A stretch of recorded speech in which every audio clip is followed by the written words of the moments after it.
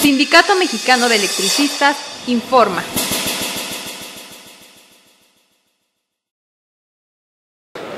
Compañeras, compañeros, buenas tardes.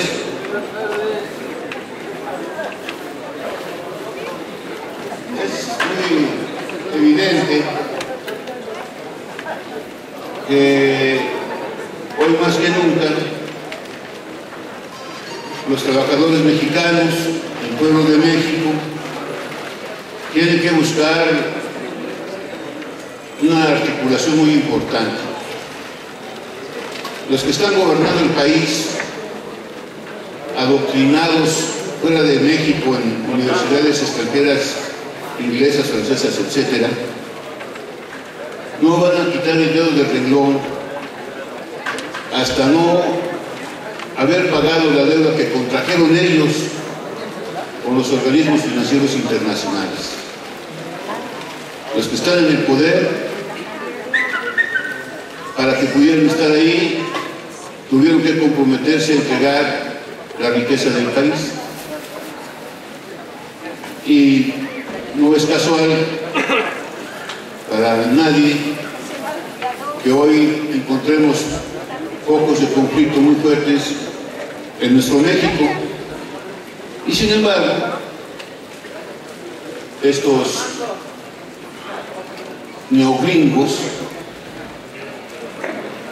persisten en lo que se ha implementado para golpear económica, política y socialmente, lo mantienen, incluyendo desde luego la represión y la represalia, como ha sucedido con una compañera periodista.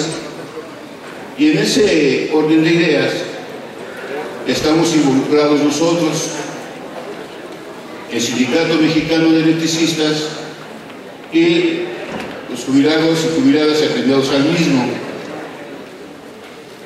Y hemos venido atendiendo como dirección sindical distintas cosas que no han redundado en beneficio de los propios trabajadores, de los jubilados y de nuestros beneficiarios. Es así como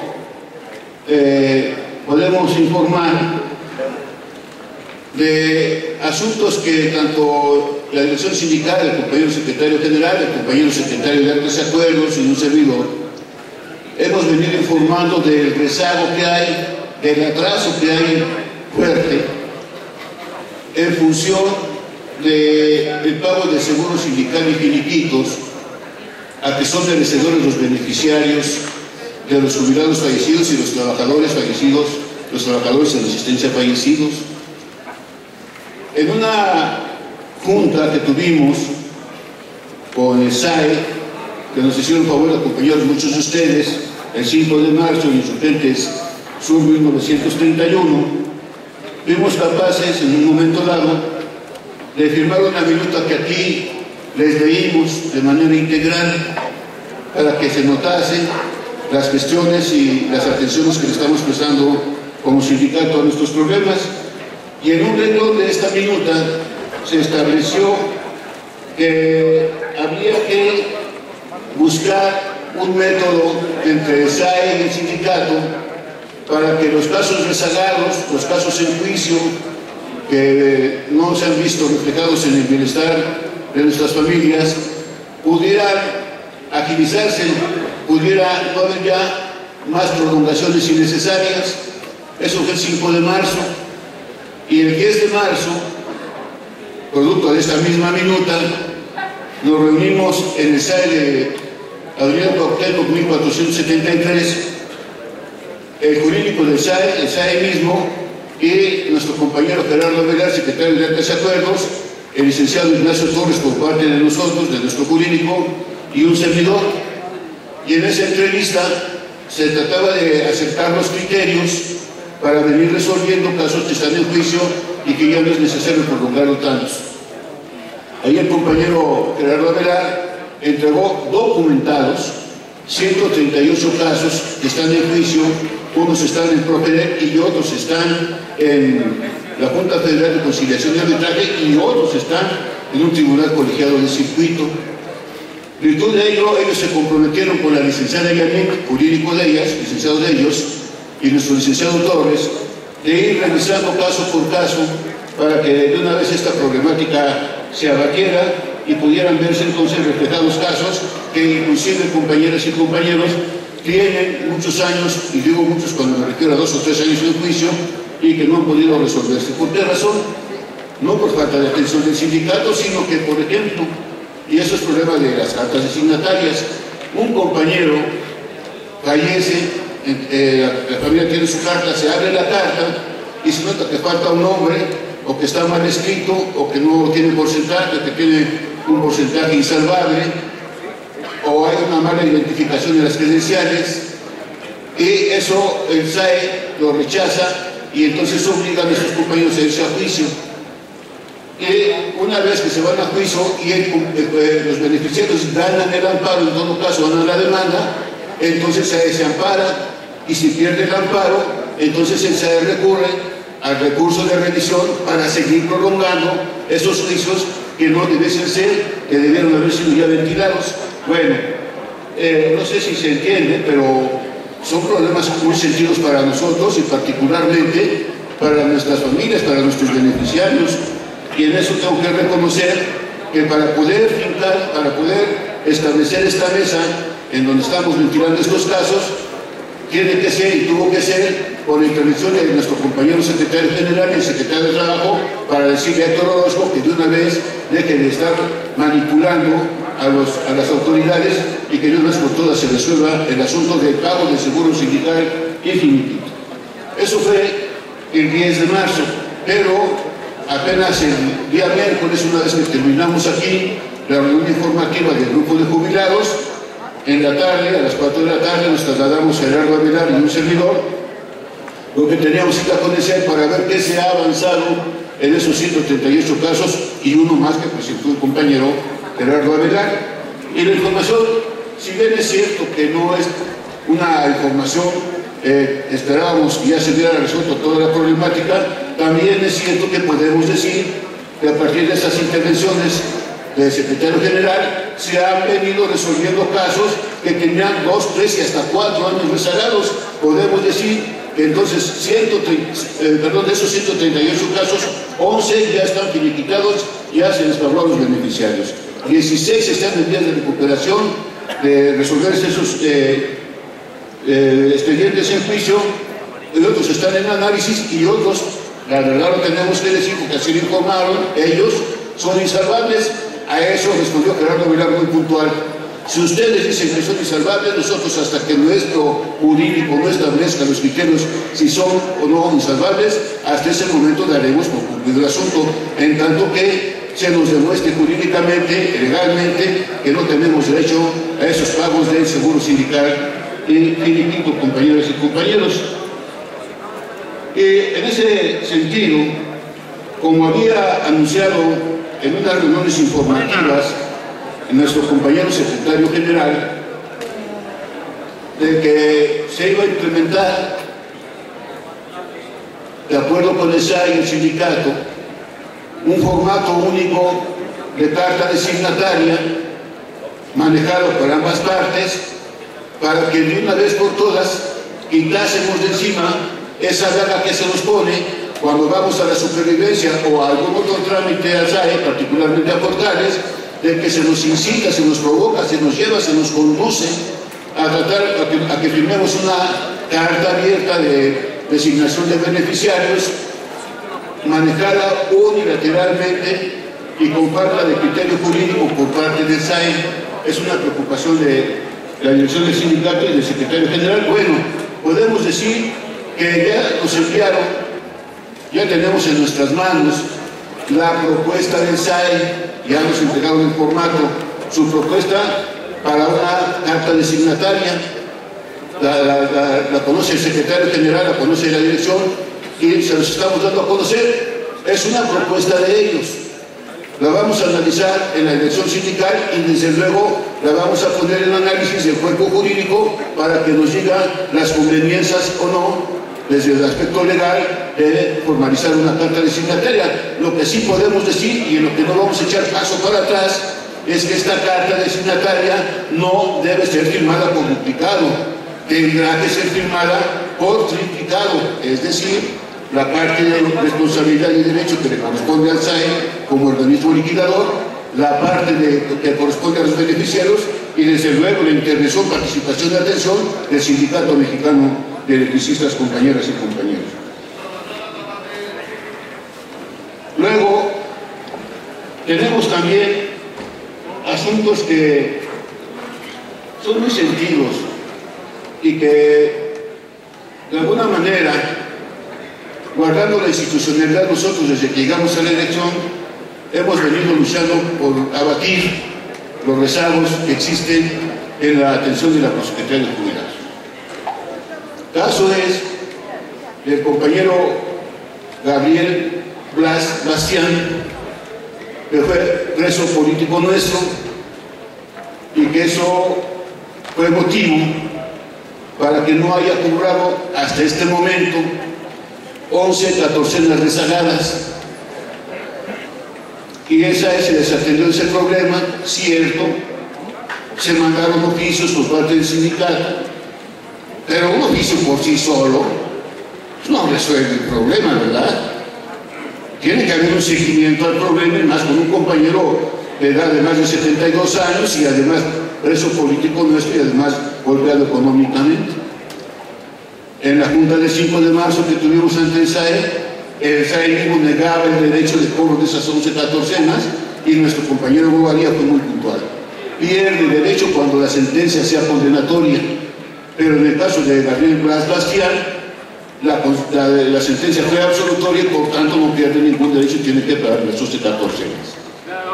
Ya el compañero Blas Bastián nos entregó la copia de su sentencia, ya subrayamos y entregamos al SAE la sentencia absolutoria y apenas el miércoles pretextaron o quisieron poner un obstáculo más para poderle pagar las 11 catorcenas y sucede que les dijimos es que tiene que haber hecho un evento de supervivencia aún estando como preso. Digo, pero eso no es obstáculo, señor, que aunque no lo haya hecho en aquel tiempo, hoy está pasando su supervivencia, hoy está vivido y por tanto tienen que pagarle las 11 catorcenas que le deben. Esperamos esta semana la respuesta para que nuestro compañero expreso político pueda cobrar 11 catorcenas. En un caso parecido, sí, compañeros, así va a ser para el beneficio de nuestro compañero Blas Bastián.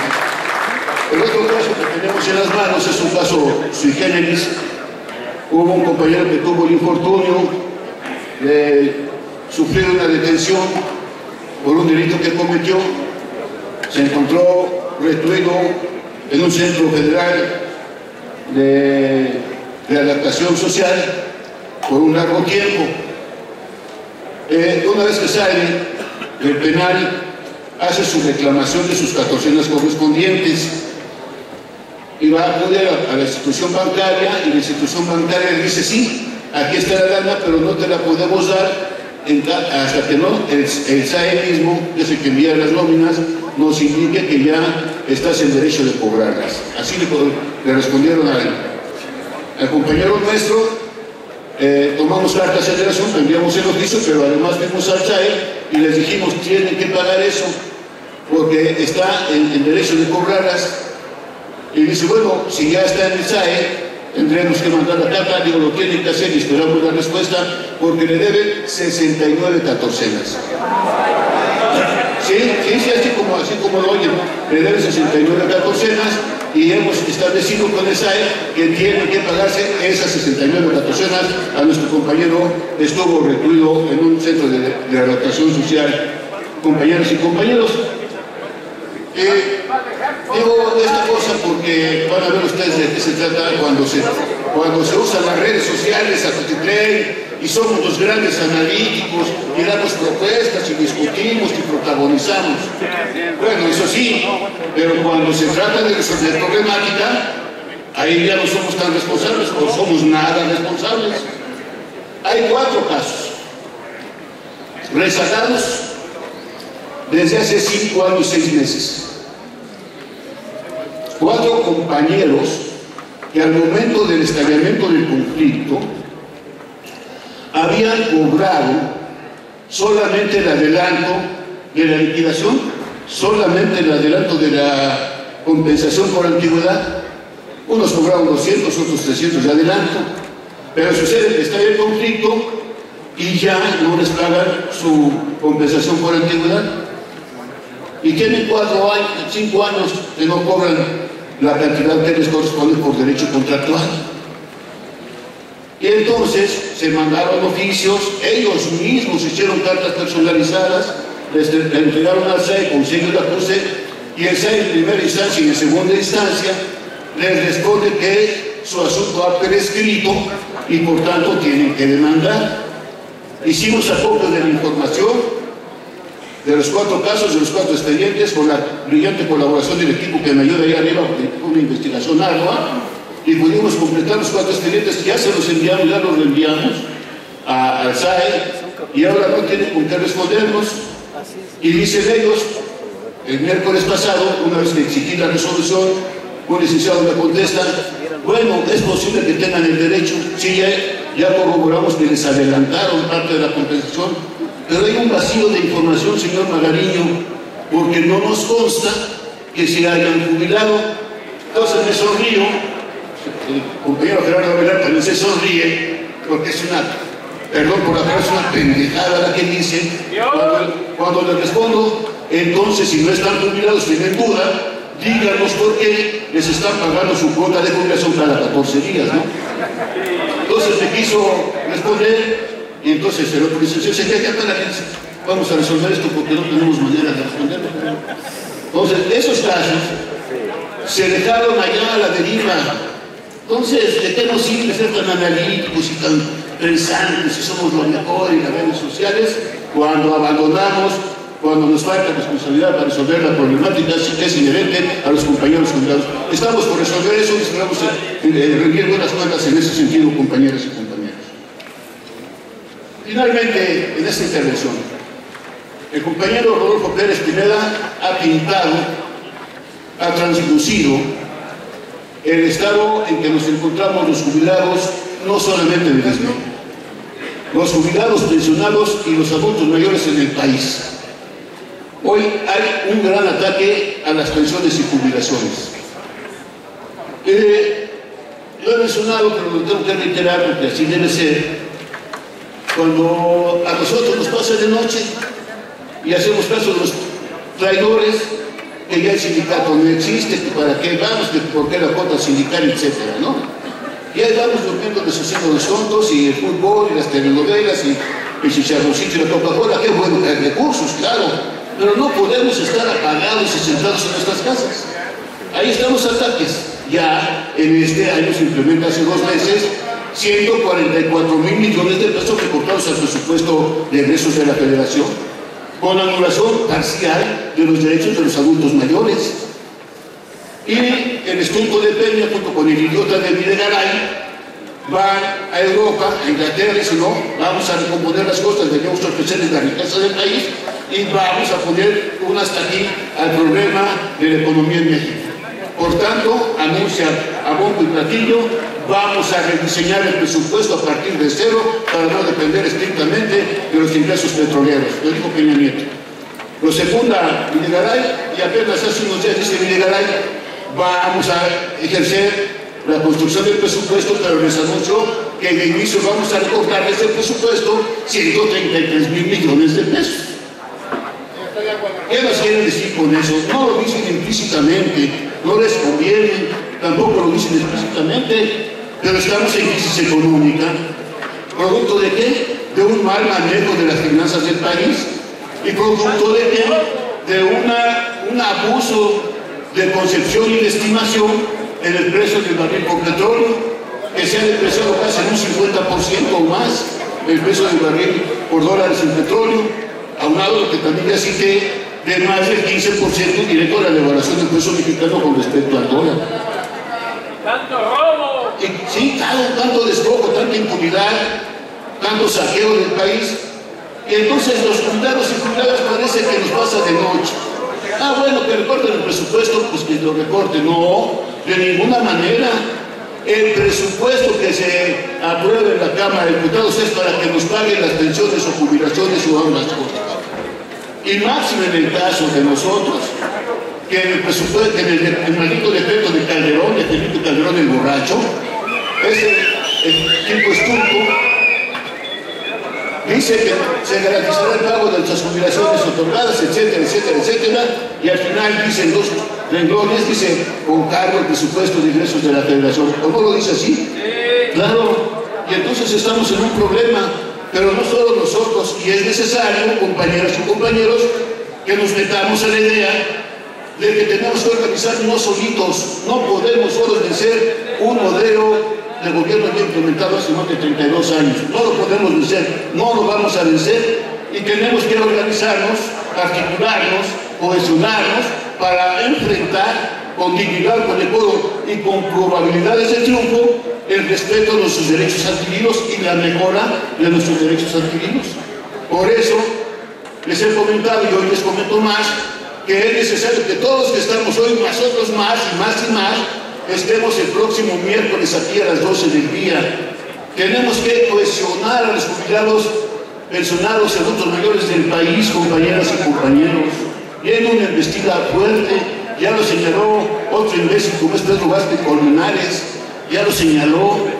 Y si no hacemos eso, entonces mejor vayamos a nuestra casa, sentamos a ver a qué nos parten el eje y después nos sentamos a llorar. No puede ser así.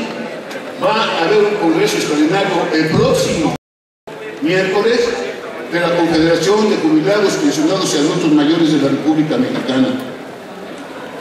Van a venir compañeros connotados con conocimiento de causa sobre este tema, que es el doctor Gustavo Leal Fernández. Nos va a acompañar nuestro secretario general. Van a venir compañeros para renovar un comité que se dejó morir la Confederación, y para renovar un comité con compañeros que puedan participar en él, no solamente del Distrito Federal, sino de Sonora, de Mexicali, de Oaxaca, de Tepic, de varios compañeros que pueden reorganizarnos y podemos levantar esto. La cita es el próximo miércoles a las 12 del día. Y quiero decir una cosa más para finalizar. Algunos compañeros, desafortunadamente, no muchos, pero son algunos que además están joder, me dicen, bueno, ¿qué caso tiene la Confederación? No, pues compañeros, no desdeñemos nuestro propio trabajo.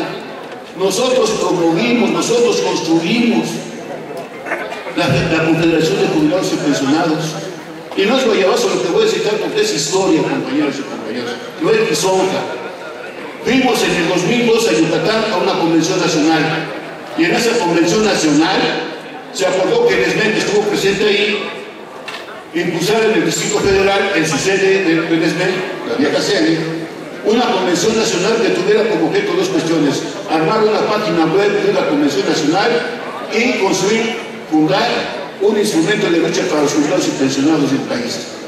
Así vinimos con ese informe al antiguo secretario general, al anterior secretario general, lo tomó así, bueno, está muy bien, ya lo vamos a ver, y ahí se quedó. A la llegada del actual secretario general, a su primera vez que participó como secretario general, en el Deportivo Azcapotzalco, le pedimos por favor que si llegara a la Secretaría General impulsar una Convención Nacional de Jubilados y Pensionados. Y el compañero nos respondió, sí, en caso de que lleguemos vamos a impulsarlo, y así fue. Se estableció una Convención Nacional en el 2005, y en el 2006, en enero del 2006, 19, 20 y 21, se conformó y se fundó la Confederación de Jubilados, Pensionados y Adultos Mayores de la República Mexicana. Y el 12 de septiembre de ese mismo año, 2006, en una asamblea de partes, artículo 17 de los estatutos, decidimos como organización adherimos, inscribirnos, afiliarnos a la Confederación de Jubilados, Pensionados y Adultos Mayores. Es nuestro trabajo, ha sido nuestra responsabilidad, pero además tenemos que articular y organizar a los jubilados y pensionados del país. No hacerlo significa aceptar la derrota, y el ESME nunca ha sido derrotado y nunca se ha dejado derrotar. Muchas gracias por su atención, compañeras y compañeros.